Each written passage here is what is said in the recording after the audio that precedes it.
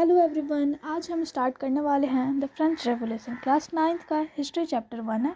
इस चैप्टर में हम फ्रांस की 1789 वाली रिवॉल्यूशन को डिटेल में समझेंगे। Let's begin. अब पेज 2 पे इंट्रोडक्शन है।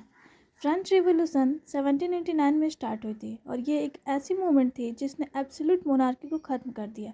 इस रिवॉल्यूशन ने 3 इंपॉर्टेंट आइडियाज़ वर्ल्ड को दिए, जैसे लिबर्टी, इक्वलिटी, फ्रेटर्निटी। ठीक है, तो लिबर्टी, आज़ादी, इक्वलिटी, इसमें तो सब बर्बाद ही हो गया था, और फ्रेटर्निटी, भाईचारा आ गया। और सबसे इम्पॉर्टेंट, फ्रांस में सोशल, पॉलिटिकल और इकोनॉमिक तीनों चेंजेज आए। अब पेज 3 नेक्स्ट में चलते हैं हम। पेज 3 में हम causes of the French revolution पढ़ते हैं। अब आते हैं मेन कॉज पे, कैसे रिवॉल्यूशन स्टार्ट हुआ। इसके 4 मेजर रीजन्स थे, political, social, economic and intellectual. तो पॉलिटिकल में हम पढ़ते हैं कि किंग वीक हो गया, पीपल का कोई रिप्रेजेंटेशन नहीं, गवर्नमेंट पूरा डेप्ट में था। अब सोशल में हम पढ़ेंगे 3 स्टेट्स में इनइक्वालिटी थी। इकोनॉमिक में हम पढ़ेंगे कि ब्रेड के प्राइसेस बढ़ गए थे, टैक्सेस सिर्फ पुअर लोग देते थे। इंटेलेक्चुअल इनलाइटमेंट थिंकर्स ने लोगों को जगाया। ठीक है, इन सब ने मिलकर लोगों के अंदर गुस्सा बिल्ड कर दिया था। अब पेज 4 पे चलते हैं हम। इसमें पढ़ेंगे हम पॉलिटिकल कॉजेज।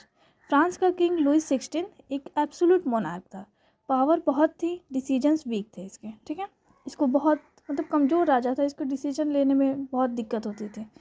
कंट्री ऑलरेडी गरीबी में थी और किंग वॉर्स में पैसा उड़ा रहा था। ठीक है, जो किंग था वो वॉर्स में पैसा बहुत ज़्यादा उड़ा रहा था, जनता की बात कोई सुनता ही नहीं था। इस वजह से पब्लिक और ज़्यादा एंग्री हो गई। अब हम पढ़ते हैं सोशल कॉजेज, जो 3 स्टेट्स हैं। सोसाइटी 3 स्टेट में डिवाइडेड थी। फर्स्ट स्टेट था क्लर्जी, टैक्सेस नहीं देने पड़ते थे उसको। सेकंड स्टेट था नोबिलिटी, जो कि वेल्दी था और उसको भी टैक्सेस नहीं देने पड़ते थे। थर्ड स्टेट था कॉमनर्स, जो कि पुअर था और सब टैक्सेस ये देते थे, जितने भी टैक्स होते थे अब सिर्फ सब सारा का सारा टैक्स इन्हीं से लिया जाता था। मतलब मेहनत थर्ड स्टेट करता था और एडवांटेज ऊपर वाले ले जाते थे। ये इनइक्वालिटी लोगों को बिल्कुल पसंद नहीं है। ठीक है, अब हम पढ़ेंगे इकोनॉमिक कॉजेज। ठीक है, कॉमन लोग ऑलरेडी टैक्सेस से परेशान हो रहे थे, ऊपर से ब्रेड का प्राइसेस इतने बढ़ गए कि लोगों को खाने तक मुश्किल हो गया था। ठीक है, किंग की बात स्पेंडिंग और वॉर्स की वजह से कंट्री फाइनेंशियल क्राइसिस में थी। रिजल्ट था यही, एक्सट्रीम पॉवर्टी हो गई, लोग बहुत ज़्यादा गरीब हो गए, खाने को नहीं मिल रहा था। अब चलते हैं हम नेक्स्ट पेज पे, पेज नंबर 7। अब इसमें हम पढ़ेंगे इंटेलेक्चुअल कॉजेज के बारे में, जहाँ की इनलाइटमेंट थिंकर्स ने लोगों को न्यू आइडियाज़ दिए। ठीक है, सबका एक मैसेज कॉमन था, मोनार्की को क्वेश्चन करो। अब देखते हैं अब यहाँ पे क्या क्या 3 जो ये हैं क्या क्या बोलते हैं लोग। तो जॉन लॉक बोला हर इंसान के नेचुरल राइट्स होते हैं। रूसो ने कहा सोशल कॉन्ट्रैक्ट की थ्योरी दी। रूसो सोशल कॉन्ट्रैक्ट उसका एक किताब है, उसका थ्योरी देता है। मॉन्टेस्क्यू ने सेपरेशन ऑफ पावर्स का आइडिया दिया।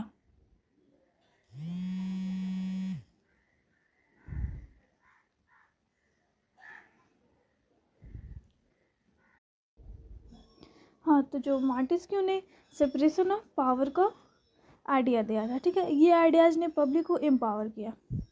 अब हम नेक्स्ट पेज पे चलते हैं, मेजर इवेंट्स पढ़ेंगे।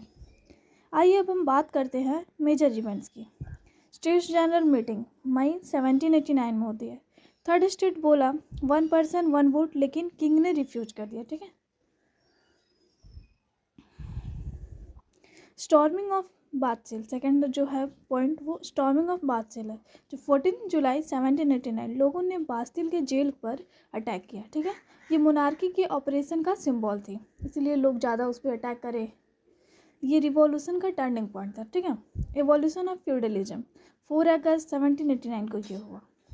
फ्यूडल ड्यूज और नॉवल्स के स्पेशल प्रिविलेजेज एबॉल कर दिए गए। ठीक है, अब हम नेक्स्ट पेज पे चलते हैं, पेज नंबर 9, जिसमें हम पढ़ेंगे declaration of rights of man. इस डॉक्यूमेंट ने फ्रांस का फ्यूचर चेंज कर दिया। इसमें लिखा था सब इक्वल है।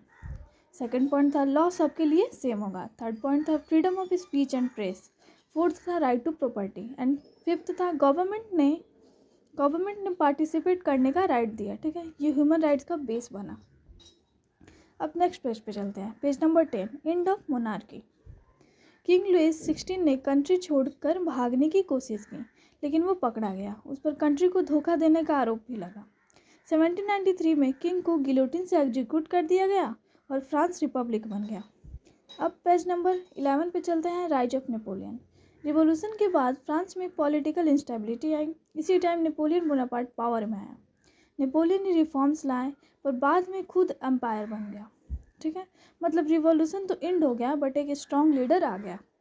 अब नेक्स्ट पेज पे चलते हैं और नेक्स्ट पेज यहाँ पे हमारा जो चैप्टर है वो समाप्त होता है। ठीक है, एंड होता है और इसमें हम थोड़ा इंपॉर्टेंट कीवर्ड्स को पढ़ लेते हैं। अब थोड़े इंपॉर्टेंट कीवर्ड्स जो एग्जाम में बहुत काम आते हैं ये सब हम पढ़ लेते हैं। जैसे था टाइथ, चर्च को दिया जाने वाला टैक्स था। गिलोटिन, एग्जीक्यूशन मशीन था ये। ठीक है, constitution, rules by which a country is govern, और states general, assembly of 3 states. ठीक है, अब बास्टिल जो था वो जेल था, किंग की क्रुएलिटी का सिंबल था। ठीक है, अब ख़त्म होता है यहाँ पे हमारा चैप्टर, ये पूरा एक्सप्लेनेशन। ठीक है, तो thank you so much guys. Video को लाइक सब्सक्राइब करना ज़रूर। ठीक है, बाय बाय, मिलते हैं आप नेक्स्ट वीडियो में। और फिर आप कमेंट भी करिएगा, देखते हैं क्या मेरे से गलती